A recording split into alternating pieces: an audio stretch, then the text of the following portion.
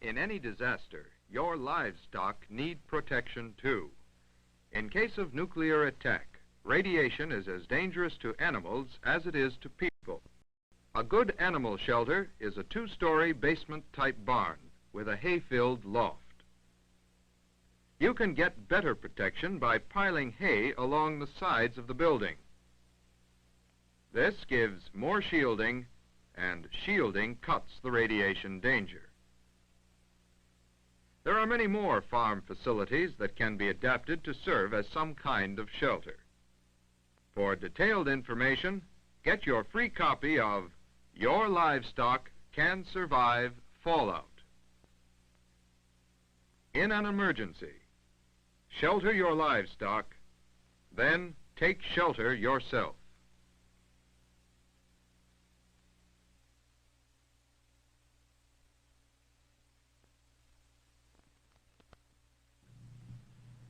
Right now, as you're watching this program, suppose you suddenly heard the wail of the alert. Would you know what to do? First, keep calm. Panic simply wastes valuable time. Gather all canned goods, blankets, and extra clothing. Don't forget a flashlight, a can opener, portable radio, and extra batteries. Fill all available bottles with water. Take everything to the shelter. If no shelter is available, go to a basement corner without windows.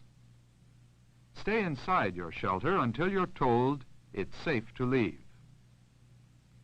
You could have made things easier for yourself by preparing all these things before the emergency occurred.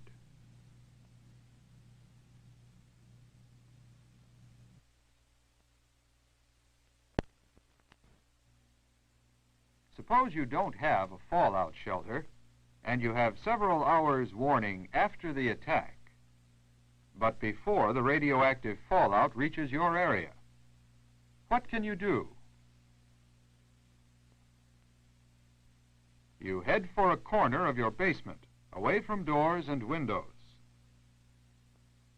Sandbags or concrete blocks, even bales of hay or fertilizer will give you some protection. Remember, the important point about radioactive fallout is shielding. More shielding between you and the radiation, more protection. There are many things you can improvise if you have the time. But how much better to be safe? Develop a shelter project in advance.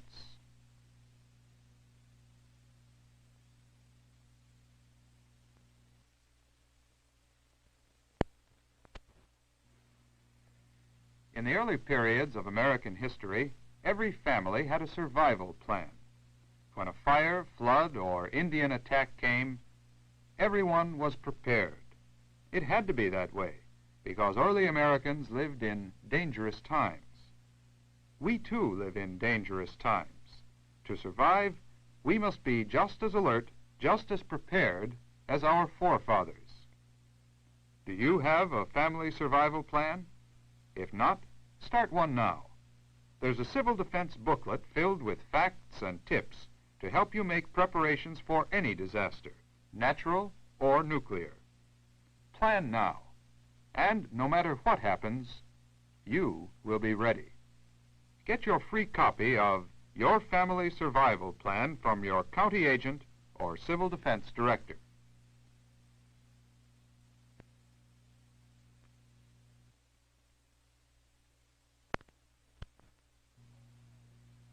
Almost every home has a potential shelter. Take a good look around your home. Find the safest area. Then decide what needs to be done to add to the protection. But don't let that enthusiasm carry you away. Have an organized plan. Getting that home shelter built is mighty important to you and your family. A little money, a few extra hours, can turn your home into the safest place for you and your family. have an organized plan. See your county agent or local civil defense director.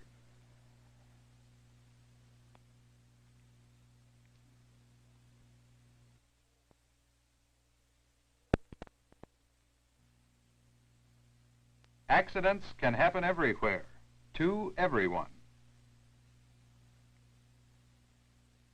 During a nuclear attack or even a natural disaster, medically trained personnel might not be able to reach you. That's why it's important that you take a first aid course. Even in your daily living, first aid will prove helpful, and during a national emergency, it will be invaluable. Be prepared. Have a good first aid kit available and learn how to use it.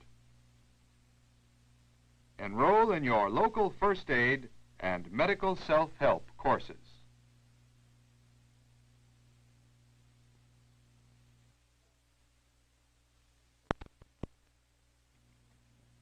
No one can predict the future. The most we can do is to be prepared for whatever might happen. That's why we carry auto, fire, and life insurance. But what about another kind of insurance? Insurance that will protect your farm from possible nuclear war.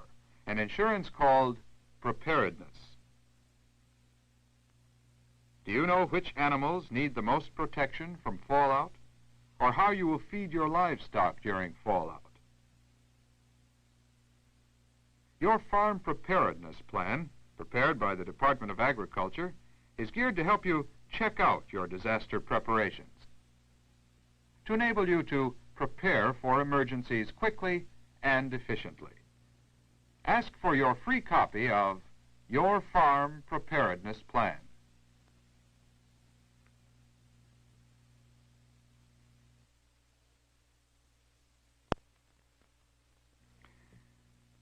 When radioactive fallout drifts to the ground, it may look like very fine dust particles. These particles are only dangerous to living things.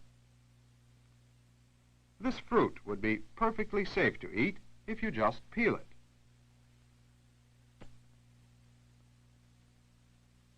In disposing of the peelings, remember that they may still contain radioactive material.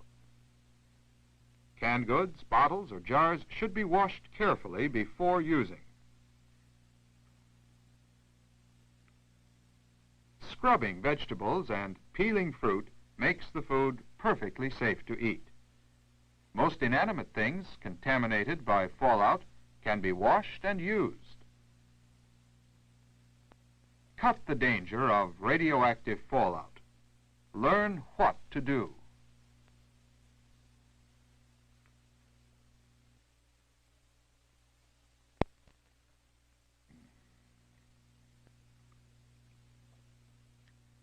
During any disaster, natural or nuclear, you may be forced to survive for a few weeks with the supplies you have on hand. Will you be prepared? We suggest you store a 14-day supply of food. Choose foods your family likes, that require little or no water, can be eaten without heating, are put up in one meal size, and can be rotated in your home food supply. Remember, a strong defense begins with a prepared family and ends with a protected nation. Be prepared. Store your emergency food supply today.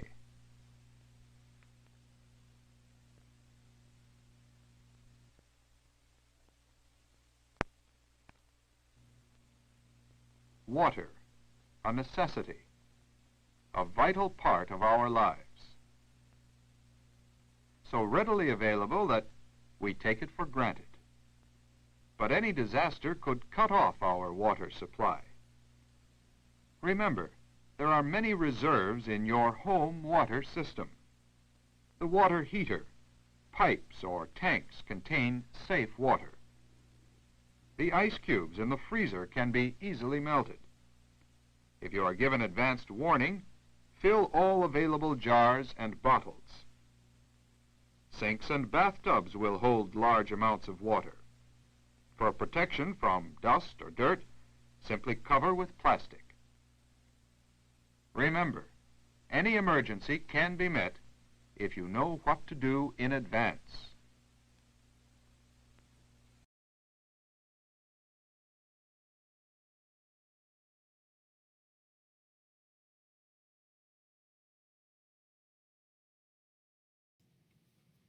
Hello, I'm Skip Alzheimer. I collect films and show them under the name AV Geeks, and we are in the middle of week 12 of our pandemic quarantine streaming lunchtime event. I share films like this with you, people all over the world actually, and so thank you for joining us today. Started off with some rural civil defense public service announcements that were shown on television. And they were given to me by Bill Gearhart, who runs a site called Connellrad, who does a lot of amazing research work and documentation about Cold War, civil defense, fallout shelters, things that appeared in the media, things that appear in movies, songs. Really an amazing person. At some point I'm going to try to get him to show up on their show.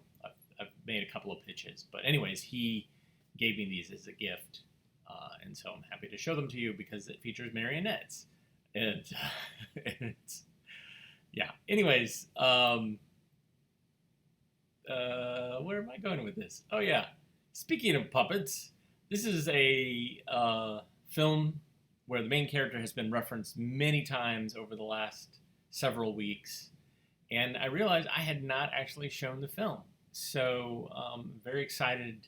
For those of you who have no idea who this is, many people were first introduced to this film as little short segments on the Pee Wee Herman show that was on HBO, the one-time kind of comedy live show. It's a great coronet educational film. And I've actually been reached out to by people that appeared in the film. The guy who's running across the cafeteria, he reached out to me and kind of told me some stories.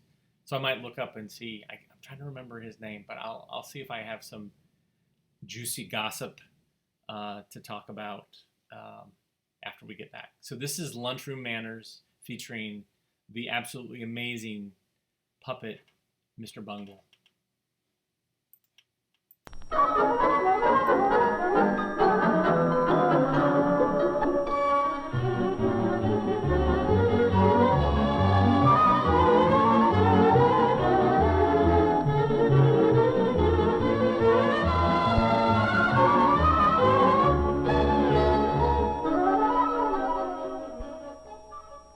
Just before lunch one day, a puppet show was put on at school.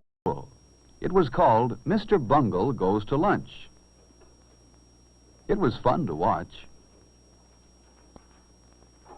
In the puppet show, Mr. Bungle came to the boys' room on his way to lunch. He looked at his hands. His hands were dirty, and his hair was messy. But Mr. Bungle didn't stop to wash his hands or comb his hair. He went right to lunch. Then, instead of getting into line at the lunchroom, Mr. Bungle pushed everyone aside and went right to the front. Even though this made the children laugh, no one thought that was a fair thing to do. Then, in the lunchroom, Mr. Bungle was so clumsy and impolite that he knocked over everything, and no one wanted to sit next to him. And when he finally knocked his own tray off the table, that was the end of the puppet show. The children knew that even though Mr. Bungle was funny to watch, he wouldn't be much fun to eat with. Phil knew that a Mr. Bungle wouldn't have many friends. He wouldn't want to be like Mr. Bungle. Later, Miss Brown said it was time for the children who ate in the cafeteria to go to lunch. She hoped there weren't any Mr. Bungles in this room.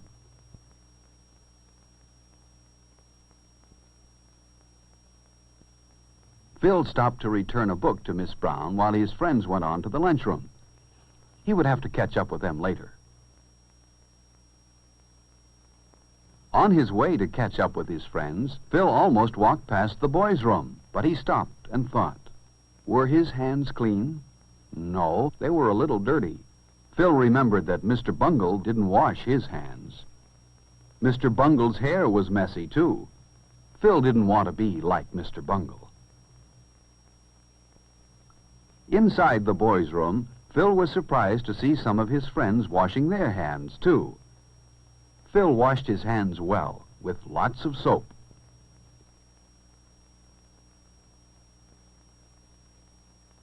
Then he rinsed the soap off. Phil dried his hands well, too. When he was finished, he threw the paper towel in the basket where it belonged. And then he made sure that his hair looked neat. Now, Phil and his friends were ready for lunch.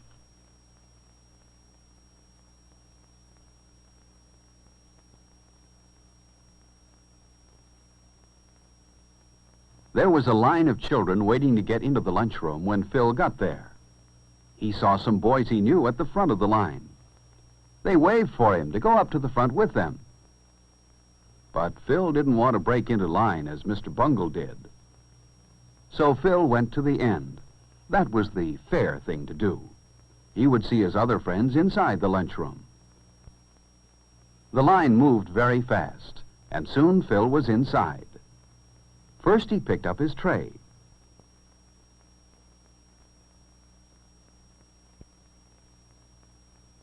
Then he got his silverware.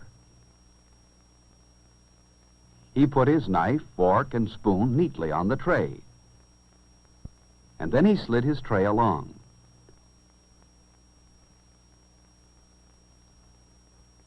He always enjoyed looking at the good food in the cafeteria. It tasted good, and was good for him, too.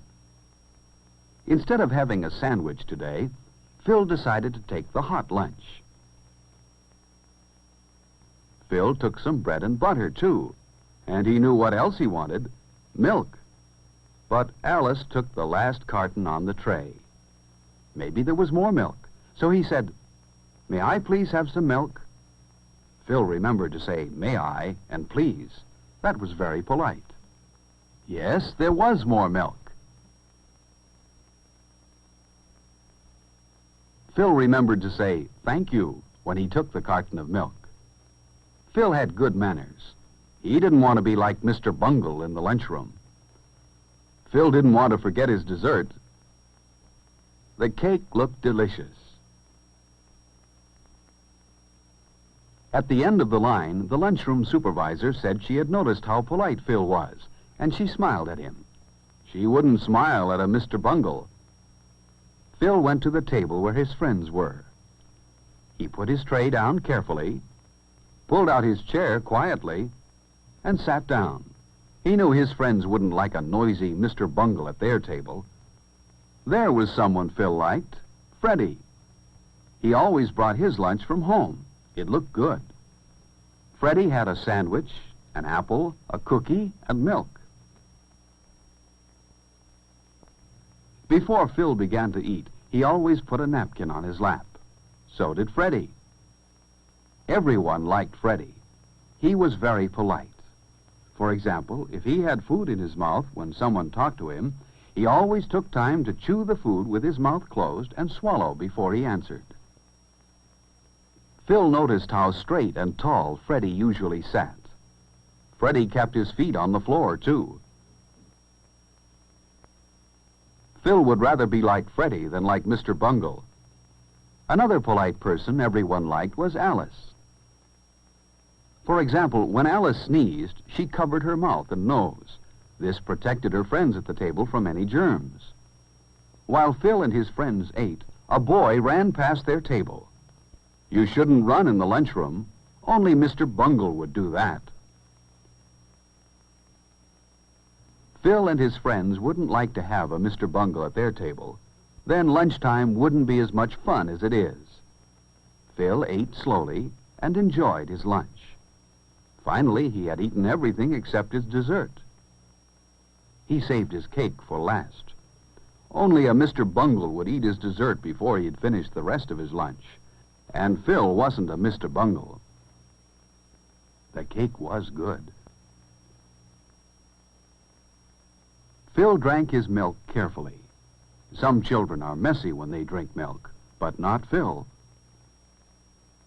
As each of Phil's friends finished, they didn't leave the table, but waited for all the others to finish eating too. Phil was the last one done. He wiped his mouth and hands carefully with his napkin.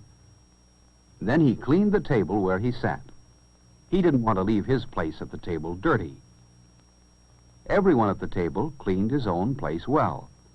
But look at that table. It was left very messy. Phil thought a Mr. Bungle must have sat there. But Phil didn't want to be like Mr. Bungle, so he put his chair neatly into place. And his table looked fine. Not a piece of paper or scrap of food was left on it. No Mr. Bungle sat here. Phil's friends were careful to put their waste papers and empty milk cartons where they belonged. In this way, they helped keep the lunchroom clean. Phil was certain that Mr. Bungle wouldn't put his paper in the waste basket and his empty carton on the milk tray. Mr. Bungle probably wouldn't bother to put his lunch tray in the right place either, but Phil and his friends did. Lunch was good today. And then Miss Brown told Phil and his friends how proud she was of them. They had left their table the neatest in the lunchroom. No one here was a Mr. Bungle, and no one wanted to be. Are you like Mr. Bungle? Mr. Bungle is a shame because he spoils lunchtime. Don't be like Mr. Bungle. Have good lunchtime manners, and lunch will be more fun for everyone.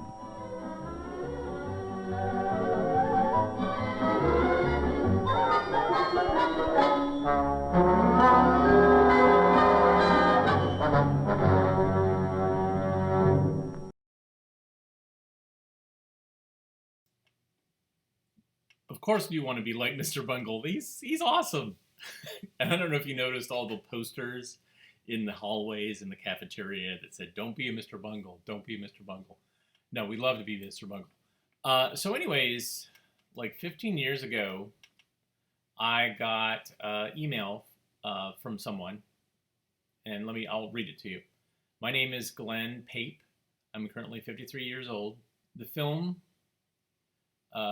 Lunchroom Manners appears to have been made in 1959, so I guess I was 8 and in the 4th grade at the time.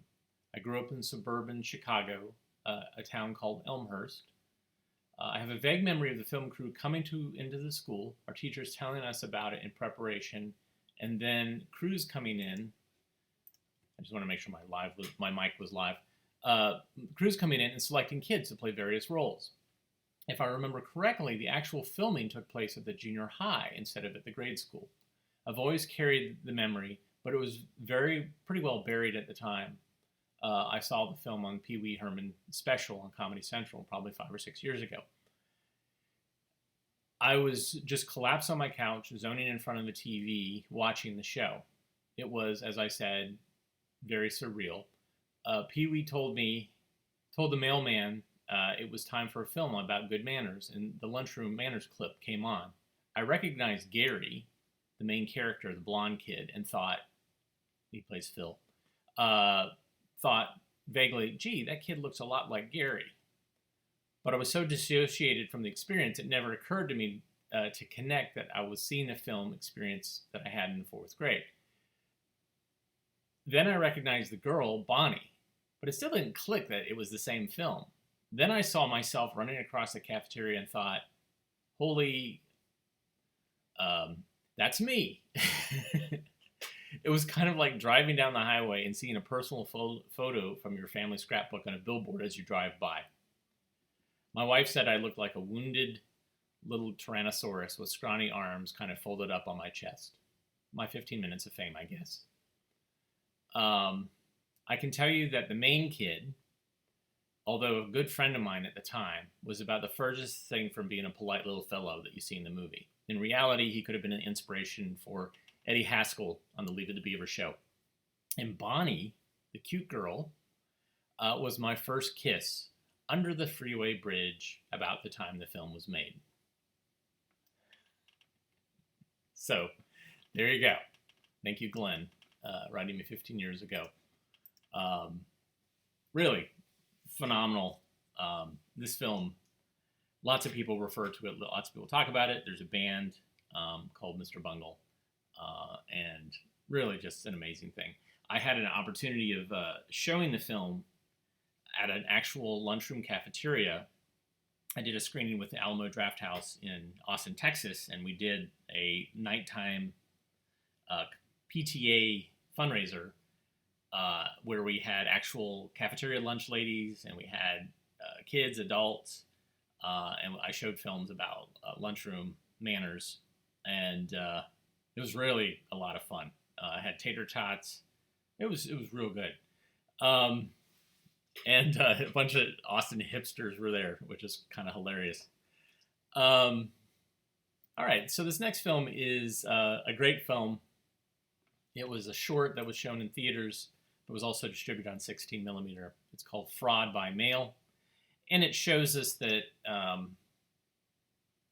think this film was made in the 40s, but it shows us things haven't changed.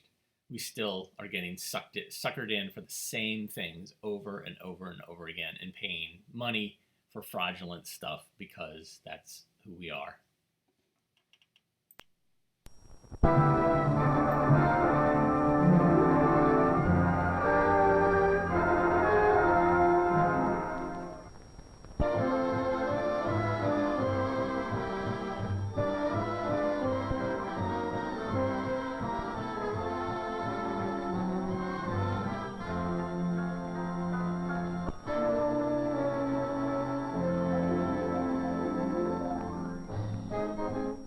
Mail frauds cost the American public millions a year, despite efforts of U.S. Post Office inspectors to protect the sucker from himself. Joe Gullible here needs new glasses, but no optometrist for him. He'll order by mail with this handy, convenient, and worthless home tester. Impossible? Sure. But the firm took in $1 million a year before the government cracked down. Get it in focus now, Joe. We know for sure that you're not far-sighted. You're nearsighted to fall for a fraud like this.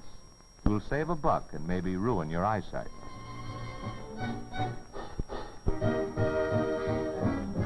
Do just give them the exact measurements. And be sure the frames fit right. Your eyes are precious, but oh sure, you know how to take care of them. Just put yourself in the hands of a mail-order quack.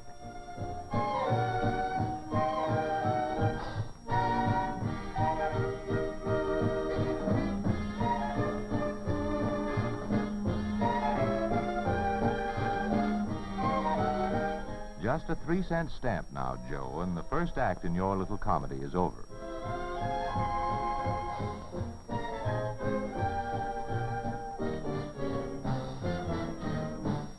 This is Joe's big day, with one of Uncle Sam's couriers, an unwitting helper of heartless confidence men. It would be a good break for Joe if he wasn't at home, but no such luck. Gullible people with defective vision like Joe are a favorite target of mail-order charlatans. One sold a magical cure for cross eyes at $25 for a 2-ounce bottle. It was sugar, salt, and tap water. But I'm forgetting Joe. He still looks happy. But let's take a look. Isn't it a bit fuzzy, Joe?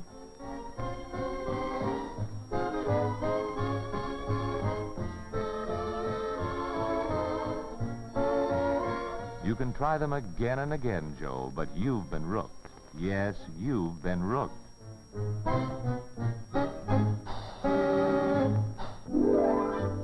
Vanity is the silent partner of most of these postal quacks. So you want a beautiful nose. Here you are. Use it faithfully for only 30 days, was the claim. Torture yourself with this chromium-plated, modernized version of a medieval torture device. It's guaranteed. All you have to do is return the shaper and your old nose to get your money back. Well, now that Narcissus has caught up with her reading, let's see how she made out.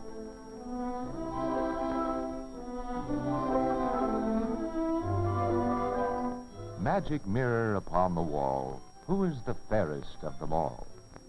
It ain't you, Toots. You're out $6. You've paid through the well-known nose. And hereby hangs the tale. So you want to be taller than she is. We won't keep you in suspense, as the manufacturer did his sucker customers with this halter device. Want to hang around for a while and take a look? Costing 75 cents to make and selling for $8.75. This height increaser must have been bought on the theory that the backbone is elastic and can be stretched. We'll tell you just how good it is. When post office inspectors traced and arrested the promoter, he was found to be exactly 5 feet 1 inch. He said he hadn't time to use his own device. He was too busy selling them. Easy money fakers found a fertile field in barren pates. We quote, "Are you bald? Do you want a new head of hair?" Unquote. Well, this cap device drained millions from thousands of pockets. This thermocap is one of many.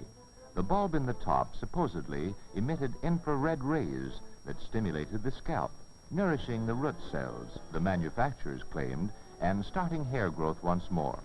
No, Baron Munchausen was not one of the promoters.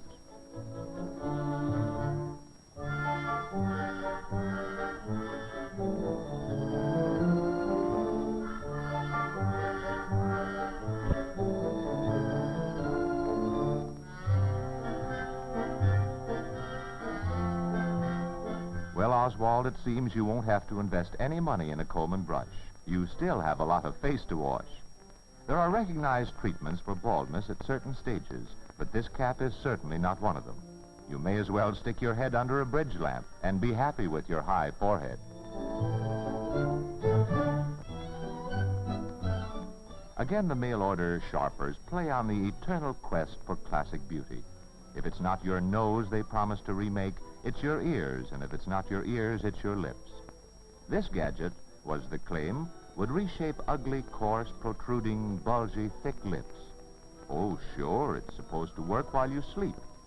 This young lady is retiring with full confidence that she'll awake in the morning with the glamorous, cupid-bow lips of a movie star. Well, she can dream, can't she?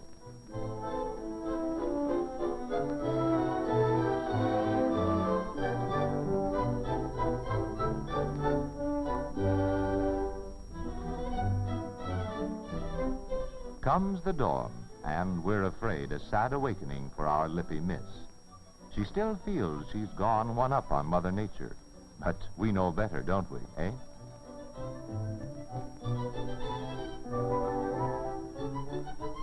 Before her severest critic, fond dreams are shattered. Her $3 has gone down the rat hole and into the pockets of remorseless swindlers. Bringing a small fortune to the promoter before his arrest and untold misery to thousands was this fraud. With 2 hard rubber balls, you were to tap your eyes 200 times a day, and presto, you could throw away your glasses. How many persons irreparably injured their eyes before the mails were barred to the swindler will never be known. The heartless promoter never cared. He was only interested in your $2. The so-called exercise is over. The young lady follows instructions and puts on an eye mask to rest her eyes. What say we let our victim rest for an hour and we'll come back for a look.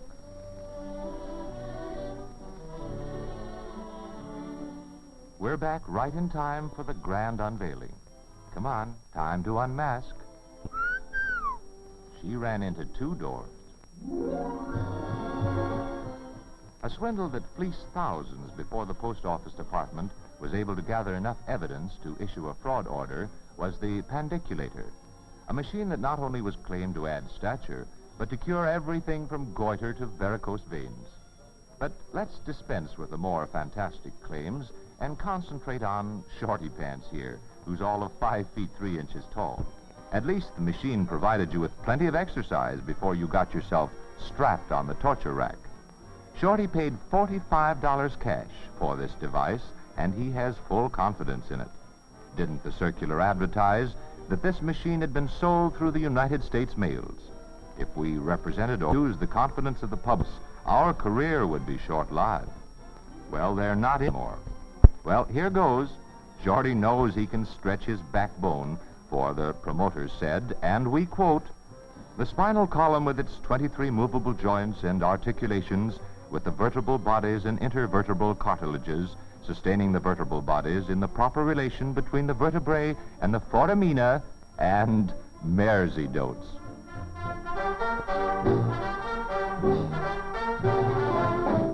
Take it easy. You've only had a 15-minute stretch, and it takes all of a half an hour, it says here in the directions.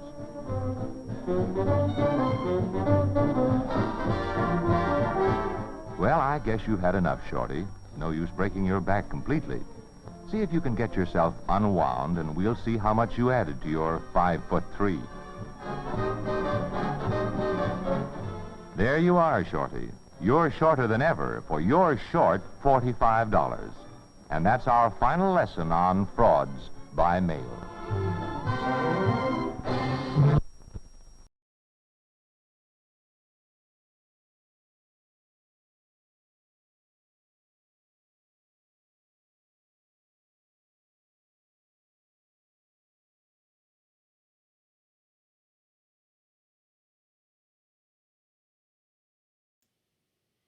Such happy music. And the narrator just tears into everybody. Just yikes. Really great. I mean, it's played for laughs, obviously, and those aren't real victims, but I guess that's one way to get people to pay attention is like, look at these idiots. Look how much money they spend on this stupid stuff. This next film coming up is another Cornet film, and I am surprised I haven't shown this. I looked, and this is really amazing thing. You know, over the years, these educational film companies would do versions of various fairy tales and stories, and would use puppets, animation. And this one is actually live action. It's Goldilocks and the Three Bears. And they figured, like, you know, what would be sweet is if we actually had live bears. So here's Goldilocks and the Three Bears with live bears.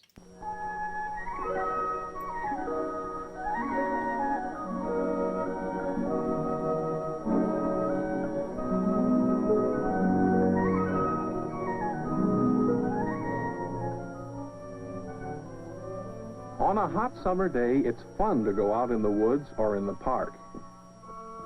You can take along crayons and a pad of drawing paper. And you can take along a book of your favorite stories. One story that has long been a favorite is Goldilocks and the Three Bears. Once upon a time, there were 3 bears. A big papa bear, a middle-sized mama bear, and a wee little baby bear. They all lived together in a little bear house in the forest. A little bear house in the forest. Now, what would it look like? There's a little house. Let's pretend. Now we have a pretty little house in the forest, a house for the 3 bears. Inside the house, there were 3 chairs. A big chair for the papa bear, a middle-sized chair for the mama bear, and a wee little chair for the baby bear. In the bedroom, there were 3 beds. A big bed for the papa bear, a middle-sized bed for the mama bear, and a wee little bed for the baby bear. And, of course, there were the 3 bears. The big Papa Bear was reading his morning newspaper. The middle-sized Mama Bear was cooking breakfast. And the wee little baby bear decided to play with his toys until breakfast was ready. That morning, Mama Bear had cooked porridge for breakfast, and she had set it out on the table in 3 bowls. A big bowl for Papa Bear, a middle-sized bowl for Mama Bear, and a wee little bowl for Baby Bear. When Mama Bear tasted the porridge, she found it was too hot to eat. So Papa Bear decided they should all go for a walk in the forest while they were waiting for the porridge to cool.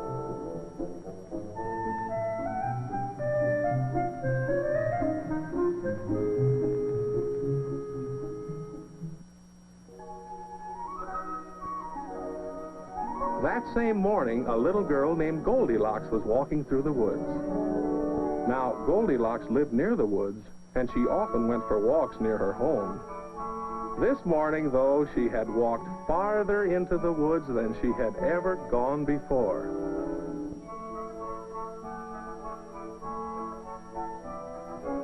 She had always known that bears lived in the forest, and now she had found their house. She wasn't sure just how to behave, but she knew it would be polite to knock on the door. There was no answer, but the door was open, so Goldilocks tiptoed in. It was so exciting that she promptly forgot that she had not been invited in and should not have been there at all. Then she saw the chairs. The big chair of the Papa Bear, the middle-sized chair of the Mama Bear, and the wee little chair of the Baby Bear. Goldilocks was tired from her long walk, so she decided to sit down. She sat in the big chair, but it was too hard.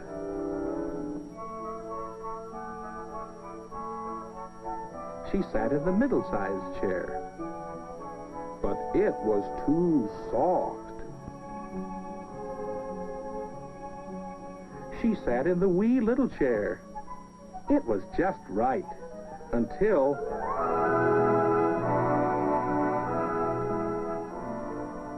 She was truly sorry she had broken the chair, but just then she saw the porridge the bears had left to cool.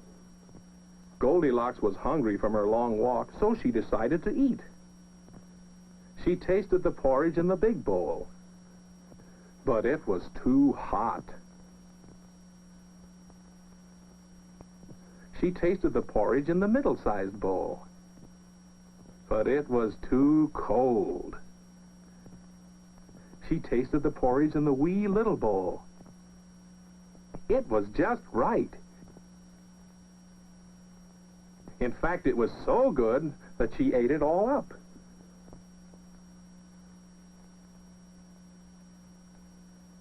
Goldilocks was sleepy from her long walk, and she wondered where she could lie down.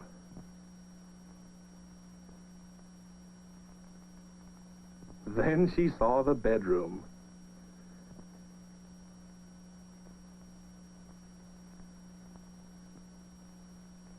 She tried lying down on the big bed, but it was too hard. It was also too high.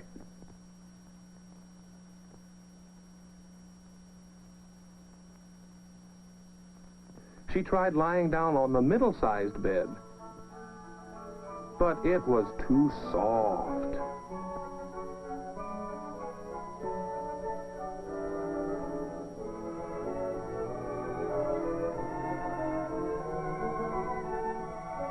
She tried lying down on the wee little bed.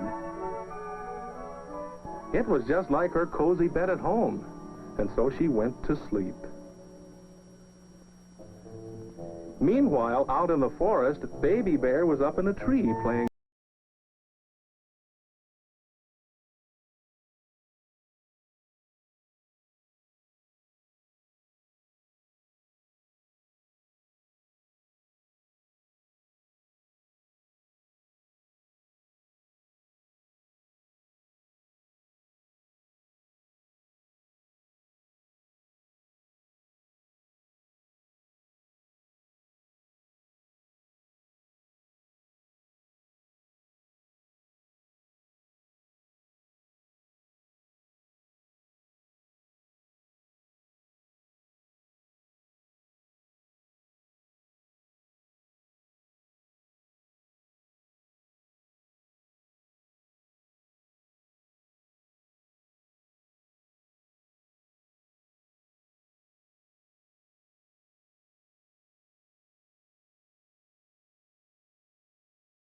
Goldilocks was still sound asleep when the bears came back home. Big Papa Bear, middle-sized Mama Bear, and wee little Baby Bear. As soon as they were inside the house, the bears knew that someone had been there. Papa Bear said in his big voice, "Someone has been sitting in my chair." Mama Bear said in her middle-sized voice, "Someone has been sitting in my chair." Baby Bear said in his wee little voice, "Someone has been sitting in my chair, and it's broken." Then Papa Bear said in his big voice, "Someone has been eating my porridge." Mama Bear said in her middle-sized voice, "Someone has been eating my porridge." Baby Bear said in his wee little voice, "Someone has been eating my porridge, and it's all gone." Then Papa Bear decided to look in the bedroom. He said in his big voice, "Someone has been sleeping in my bed." Mama Bear said in her middle-sized voice, "Someone has been sleeping in my bed." And Baby Bear, when he looked in the bedroom, he said in his wee little voice, "Someone has been sleeping in my bed, and here she is." With that, Goldilocks woke up. She thought the Baby Bear was so cute that she would have liked to take him home for a pet. But then she saw Mama and Papa Bear. She was so surprised that she jumped out the window and ran all the way home. And she never again went so far into the woods. So she never again saw the little bear house in the forest. And no one else has ever seen it either, except when they were pretending. Of course, you can draw a picture of the house, and you can have your house look just the way you want it to look.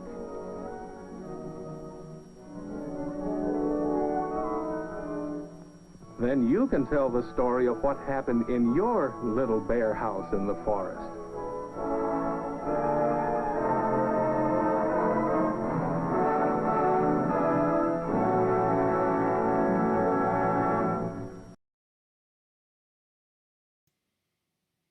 Wow, all the comments.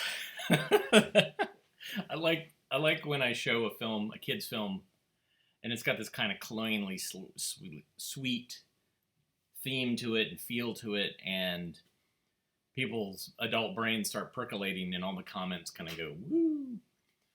So to answer some of the questions, I am married. There's my custom wedding ring. It is 8mm film. That's what that is.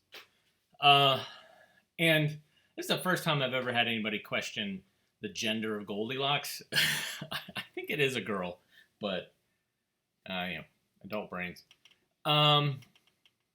This next film is brought to us by the fine folks that make Molson beer, and it is a quiz about driving safely, and it's made in the 50s. Enjoy.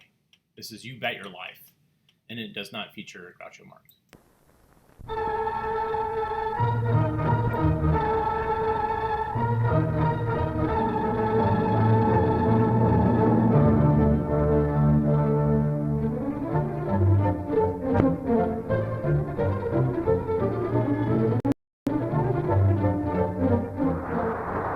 And our quizmaster is none other than Stan Francis. You bet your life I'm Stan Francis.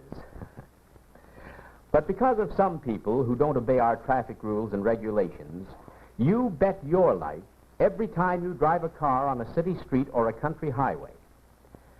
And that brings us to the subject of this quiz. I'm going to call it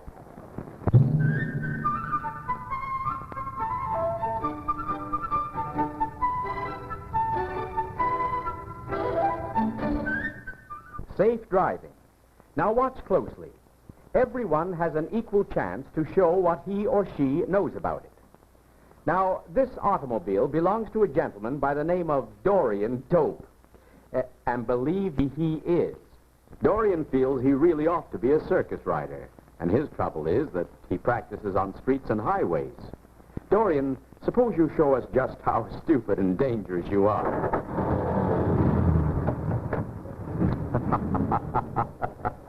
You see what I mean?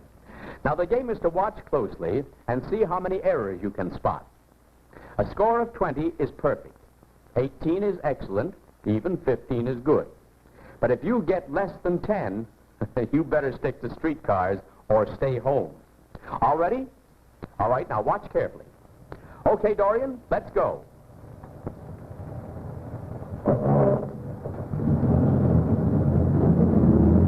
Whoa! Wait a minute. I'll give that one away free. Dorian cut out into a traffic stream without signaling. Now everybody has one right. Sorry, Dorian, carry on.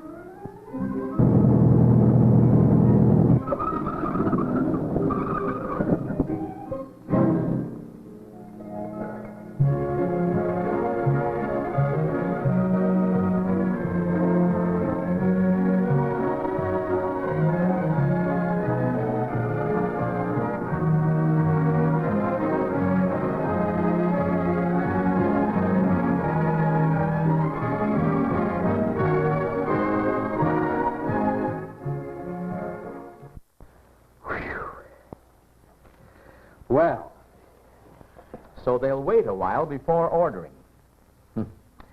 Dorian certainly bet his life plenty of times. You know, it's a long shot that he's still alive. How many errors did you catch? Did anyone get 20? 15? 14? Well, here they are. We'll have Dorian come back and help us spot them. Count them for yourself. 1, turning out without signaling. 2, not stopping at a through street. 3, passing a stopped streetcar. 4, blocking the crosswalk. 5, making a right turn from the middle of the street. 6, making turn at excess speed without signal. 7, not slowing down in school area. 8, unnecessary horn sounding. 9, speeding.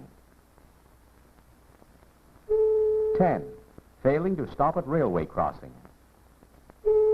11, ignoring community speed limits. 12, refusing to give the right of way. 13, passing on a hill. 14, passing on a curve. 15, cutting in and out of traffic. 16, lighting a cigarette while driving. 17, holding up traffic, making others cut in and out.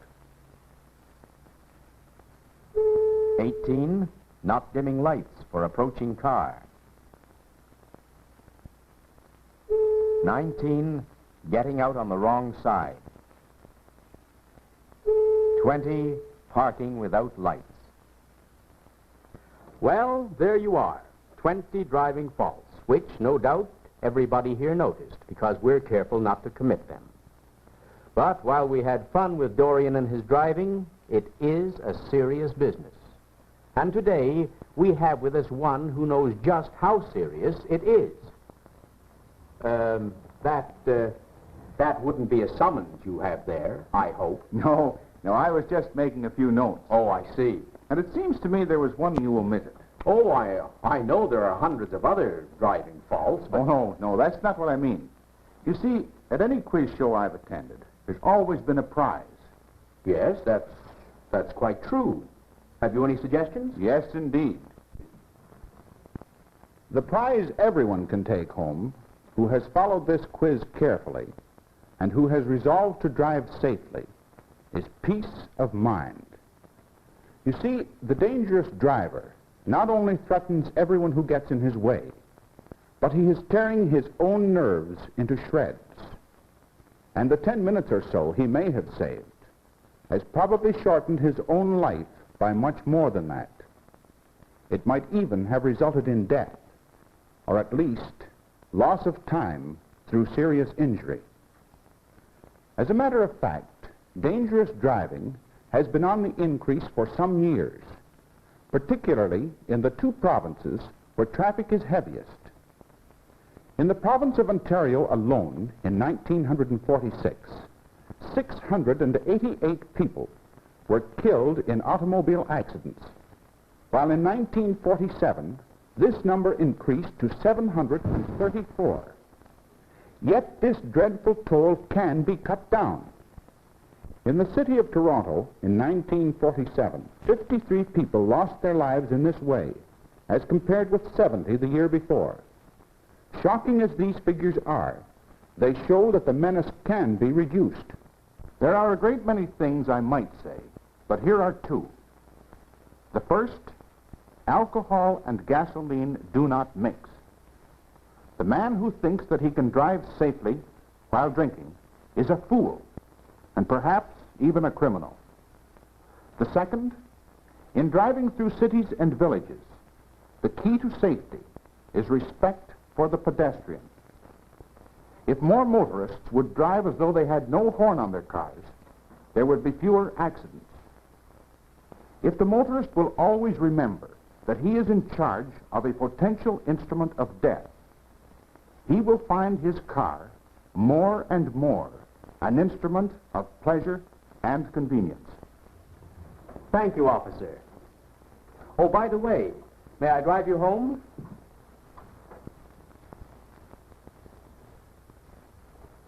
Thank you, Mr. Francis. I'm sure we'll get there safely.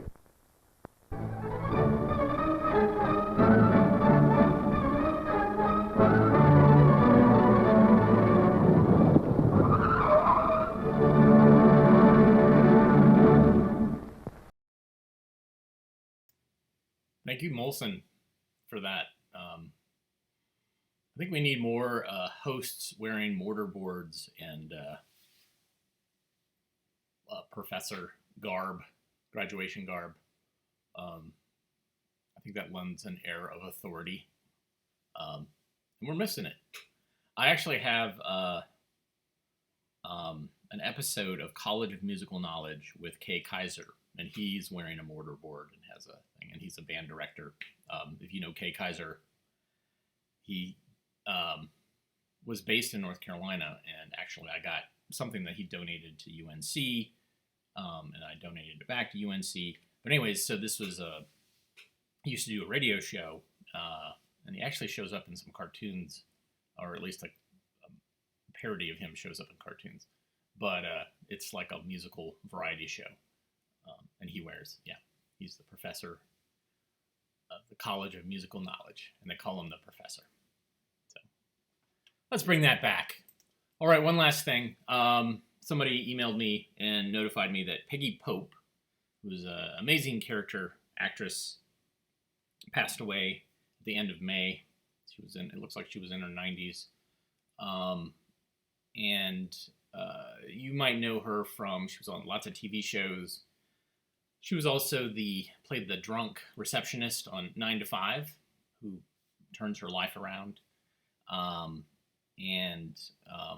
Some of you might know her from an educational film that I have. It's something that's been also talked about over the last several weeks. It is a bus safety film. It is one that I didn't actually think existed because people kept asking me and saying like, yeah, there's this bus safety film where kids go crazy on the bus and then the bus crashes. And I was like, why would you show a bunch of kids going crazy to a bunch of kids that you're trying to calm down? Because kids sometimes model what they see on the screen. It's just like showing a food fight, cafeteria food fight to students. That just puts this little idea in their head like, that looks awesome. So enough people asked me about it that I actually started looking for it and found a copy on eBay. It's not in the best shape, but this is called And Then It Happened. This is Gene Starbecker, the guy who did Death Zones, and we showed Death Zones a couple of weeks ago, and it bummed everybody out because it was super intense. This one is intense, but not specific, so it's in honor of Peggy Pope, who's one of the bus drivers. So I'll just tell you, trigger warning, it's kind of intense. It's over the top, and it has lots and lots of kids misbehaving on school buses. So here it is, And Then It Happened.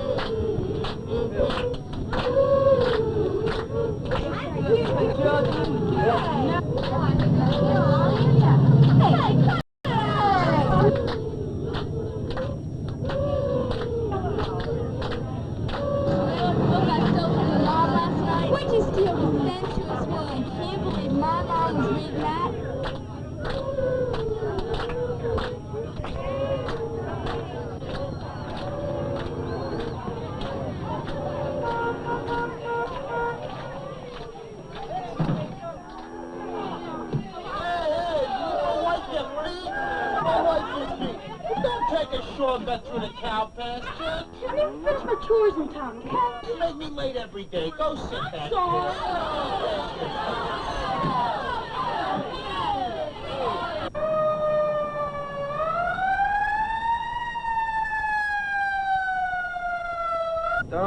Wally Vega, age 26, has been driving a school bus for the past 5 years.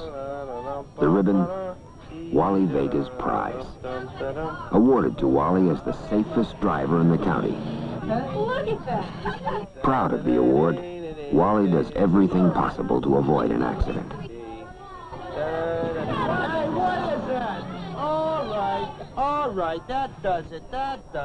Okay.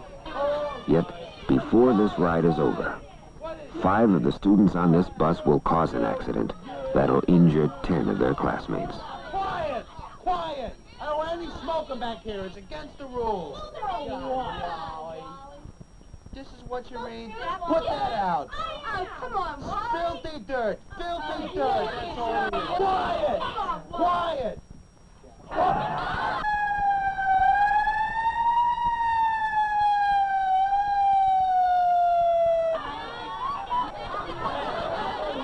Is this your sandwich, Rita? It was.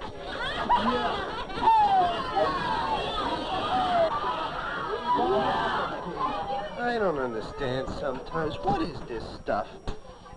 Boy, all right. Here we go.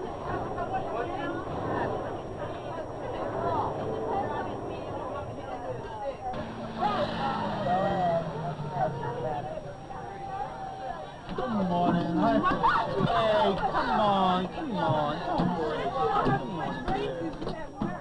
Hey, Gordon, don't push like that.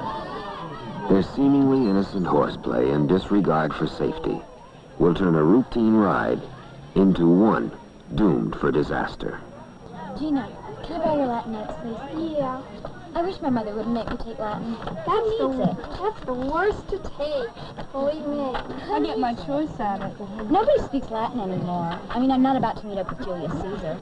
Wally makes me so mad. He says I can't bring the flower on the bus anymore. Hey, look, I remember. Look at this. I got this knife for my birthday last night. Hey, sir, you're not supposed to have knives. No. What are you going to do with it? I'll find something to do with it.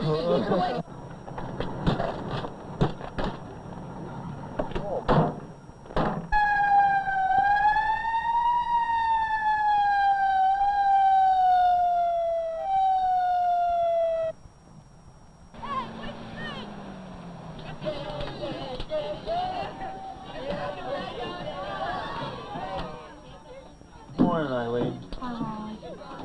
Hey, what are you fooling around like that for? Well, I'm sorry. It was his fault. He did it. Yeah, sure, it was his fault. It's always his fault. How come you're always late? Oh, gosh, why, you're such a grouch in the morning. I'm a grouch. Always a grouch. What's wrong with you, Agnes? Nothing. Agnes, I know you well enough to know when something's wrong. Nothing. Agnes, something's wrong. What is it? Like, my mother and father might get a divorce. Really? Did you hear that? My father, he comes in at 2 o'clock in the morning. My mother, she's going to have a nervous breakdown, always yelling, you know. Just so sick.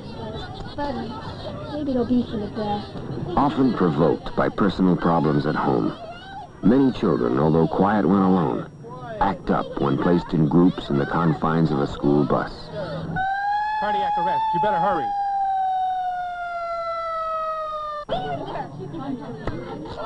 Watch and see if you can spot the riders who will create the factors that'll make the last stop for this bus the hospital. Come here, please. Yeah, it's a nice little thing. Dog can't go to school. It's too young. Boo, that's all I get. Okay. Go on home. Boy, I've seen everything now. What possibly could go wrong? Wally wondered about the same thing. My dearest Mary, I'm counting the days till I see you. I wish I could see you now. Your face is like a fair rose petal. I hope I can get my dad's car this weekend. Well, the rest is too personal.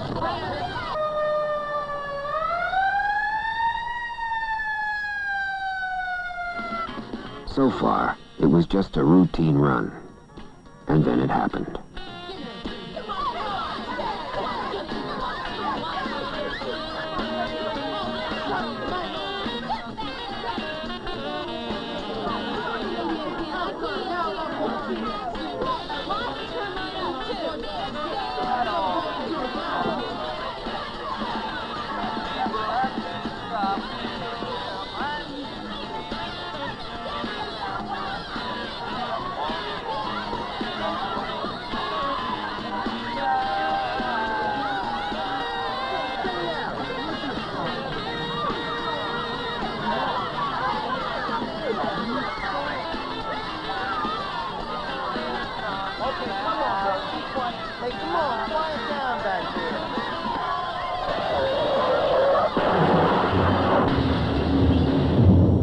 Had Dwayne not grabbed Chuck's radio? Had Bernadette not been uptight? Had Kathy not brought the giant flower on the bus? Had Bill not been so eager to fight? Had the passengers made less noise, Wally would have heard the siren. And all this could have been avoided. Every day, 68 school bus accidents occur. Last year, more than 5,000 people were injured in school bus accidents. The toll will go up even more in the years ahead as more and more join the ranks of the 19 million youngsters now riding school buses.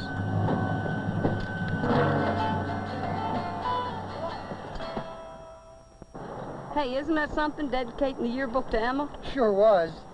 How long have you known about it? Oh, a couple of days ago. Been trying to keep it a secret. I'm dying to see what she has to say. Here she is. You'll be able to find out soon. Hi. Hey, look. Oh, I was so surprised about that. Whoever heard of dedicating a yearbook to a bus driver? You like the picture? Yeah, it's a good picture. Yeah? I mean the bus. The bus? Yeah. Oh, hey. Pretty nice. Here they come. Time to go. A poll of school bus drivers across the country reveals that conduct on school buses gets worse each passing year.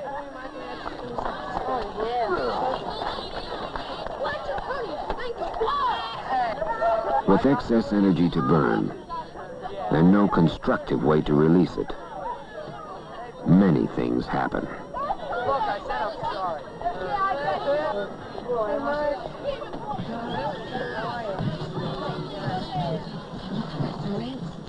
Yours, and Betty's. You really should have put a rubber band around. Oh, I forgot. It'll be all right. I'm going to see Barb. Okay. Oh, it's blue with Barb. Mindy. Hi, Keith. I'll call you tonight, okay? Bye, Mindy. What are you doing tonight? Hi there. Watch your step now. Oh, was that of a nice Linda. Thank you. See you Monday. Well, if I can help it. Okay, kids, that's enough. Now get away from the side of the bus. Okay, Get your Emma. foot over that way. Hi, Dwayne. Hi there. Ready for the weekend? Hey, Susan. Cute outfit. Hi there. Watch your step now. My biology teacher gave it to me. My brother's gonna love this cute little thing anyway. Hey, what's in the bag, Liz? Go bug off. Oh, teacher gave it to you? Yep, teacher gave it to me and she told me not to tell anybody. Why not? Because. Birthday cookie. But the prices are high, man. You again? Don't you give us anybody pretty? It's a good joke I want to tell you. Good. Well, am I glad to see you? Let me get you. You see, there's these three traveling salesmen, you know? Yeah. So they all need a place to stay. So one of them goes up to this farmer's house. And he asks him if he got a place to stay. And the guy says, well, there's this log pile out in the back, you know? And the guy says, all right, I'll sleep out there.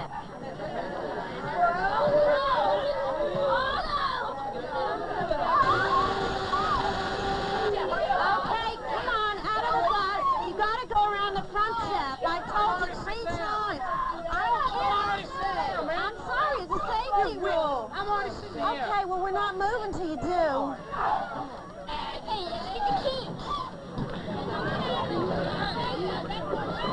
Hey, look, they're gone. You're not the first kids tried that.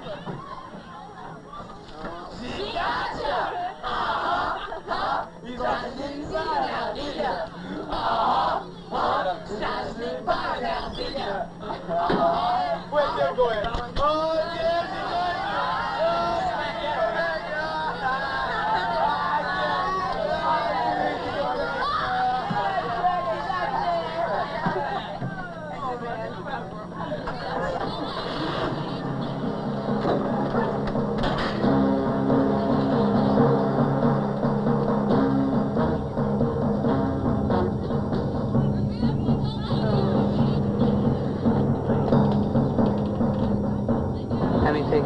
I've taken 4 today already. What's your limit? 5. Oh, you can't take 5? That's What my do you limit. mean? I can take 5. Oh, go ahead, show me then. I'm going to a party tonight. I want to Oh, see come on, take it. Why do you want me to take it? Because I don't think you can take it. Okay, you want me to show you? Yeah. Okay, I'll take one. There's a sissy kind. One chick, he's a man kind. Oh, that's right. Don't think he's gonna do it. Sure do. You're so high, you think you know everything. Yeah.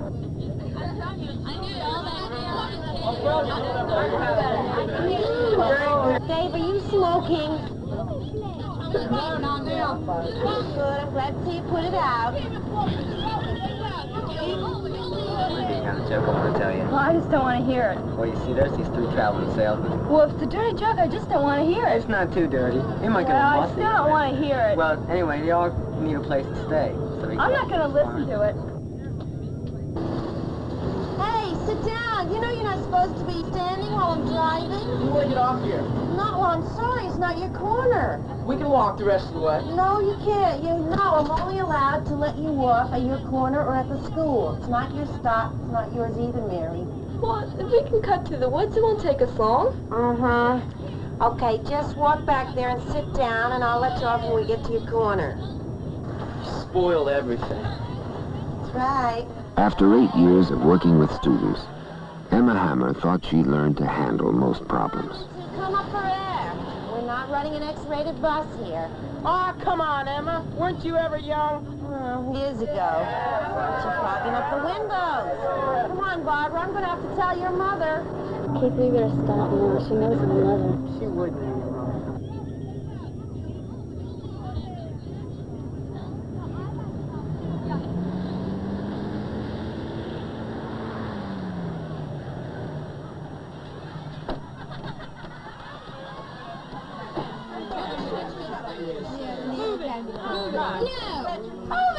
Watch now and see if you can detect the seemingly innocent factors that will cause Emma's death. Keep quiet. Come on. No, come on. I want to sit here. You can't sit here. You got to come up. Tell my old man on you. He'll get you fired from this job. Oh, swell. That's a big influence in his town. That's what you said last month.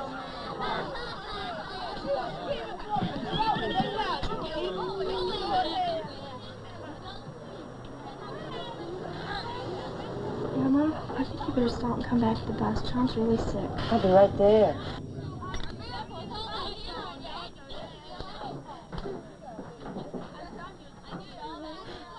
John, what's the matter? Bummer. Have you been taking these pills? How many did you take? I had 5. 5? I had a bum trip. Well, all right, just lie down. Take it easy. I'll get some help. You'll be all right. Okay, sit down, everybody. Everything's going to be okay.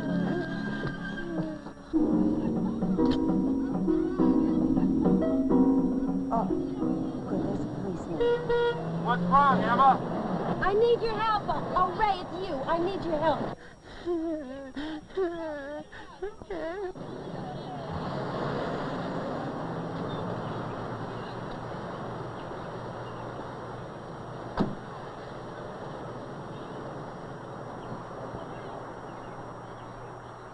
One of the kids is sick. He says he's been popping pills. I think he should be taken to the hospital. Okay, Emma, let's go back and take a look at him. Okay.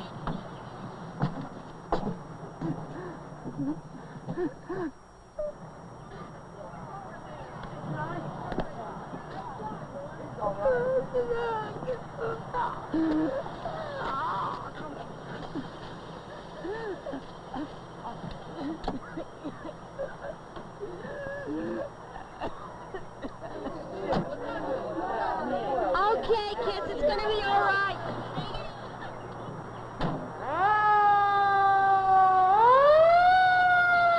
Okay, he's gonna be all right. The policeman's taking him to the hospital, and I'm taking you home. So far, except for John and his pills, few would remember this ride home. And then it happened. Look how cute he is. Oh, Charles, look at that. Look at that, Charles. Don't let him do it.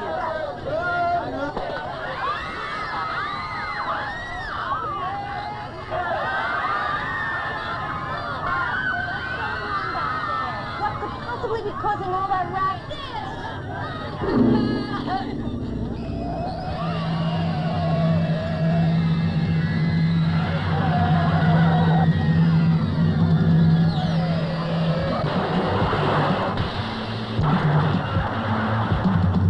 had put a rubber band around the box. If Fletcher hadn't grabbed Tom's photography magazine, if Tom hadn't gotten out of his seat, if Jim hadn't tried to get even with Emma, Emma would not have lost control. And this would never have happened. Went down mighty quick. There's still some bodies up front. Start your winches and check it out. Well, we're lucky most of them were able to get out on their own.